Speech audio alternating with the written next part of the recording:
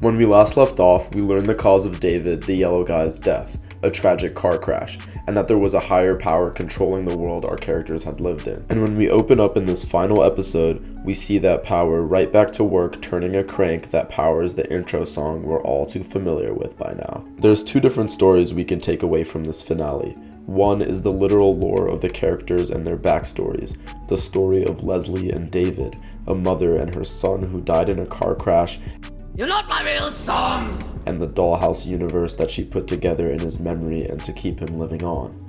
There's hints that there's an even larger force above her when stairs are revealed that go past even her room. The stained glass window with light emanating from it is a religious motif that could represent a higher power as that ultimate source of truth above all, and the stitches on her face signify that even she might be a puppet to that higher force. But building off of this is a larger commentary on the fabric of reality.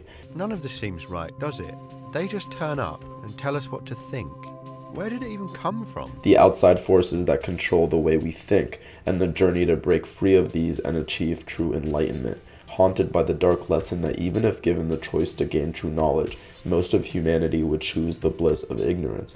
Especially if we were to try to bring the truth back to the ignorance we came from, they'll just reject it and try to bring you down with them.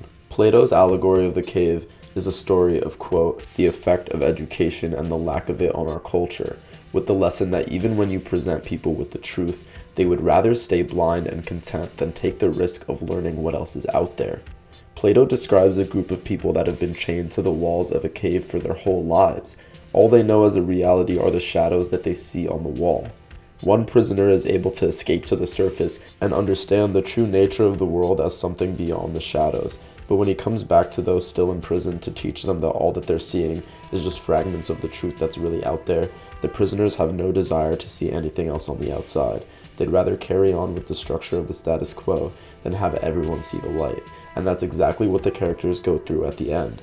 The yellow guy goes through these different stages of knowledge and realizes that they're all just a scaled up version of the same form of programming they experienced on the bottom floor. None of them break out of that allegorical cave. It's just a hierarchy within it that isn't woken up to any of the reality outside. He starts to realize that nothing that he's thinking is his own, and it's all conditioned into us by these forces that we don't even know the source of. Even when you go up a level within the same structure, from consuming basic information from a kid's show to achieving a level of academia, you're still just digesting these lessons taught to you by literal puppets. And the enlightened yellow guy can see behind the scenes of who's controlling it, much like the red guy was exposed to in the computer episode of the original. They're not thinking on any level deeper or learning to think for themselves. They're just learning more things at once. Even when he gets to the highest level of this conference, where they're applying the knowledge for science, they don't have a deep enough understanding of the things they were taught to be able to apply them for any purpose. They just experiment for the sake of it and can be content with feeling like they're on a higher level. When the yellow guy is able to actually reach a version of the truth to bring down to those still stuck in the cave, it lines up perfectly because they're left in literal darkness, guided by nothing but these past lessons. The duck, who was jealous from the start of his enlightenment that he was no longer the clever one of the group.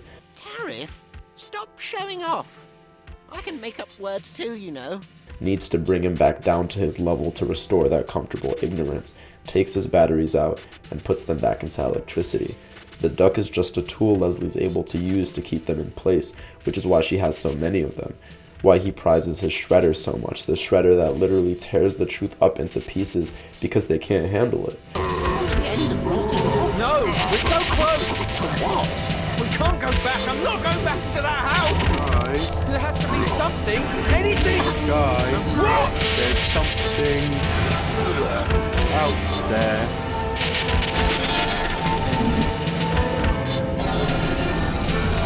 And everything in this matrix of sorts was programmed perfectly to keep them there. This matrix not only numbs the truth, it numbs individuality, self-awareness, and curiosity. And the batteries are like that red pill that put a spark in him to explore beyond his current reality.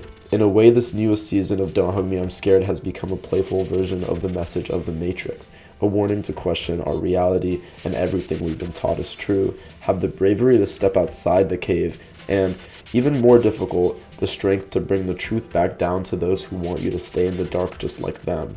It's a powerful message, and I can't wait to see how the story unravels in future seasons of the show. It's been a long ride, but we made it. If you've stuck with me through these breakdowns for this long, I appreciate each and every one of you, and I'm excited to keep the conversation going with whatever you guys are interested in me looking into about the show and its lore. This show means a lot to me. It's how I got my start on YouTube and found my voice on here. Its community is really something special. I don't take you guys for granted, and I hope you stick around for all the content that I have in store.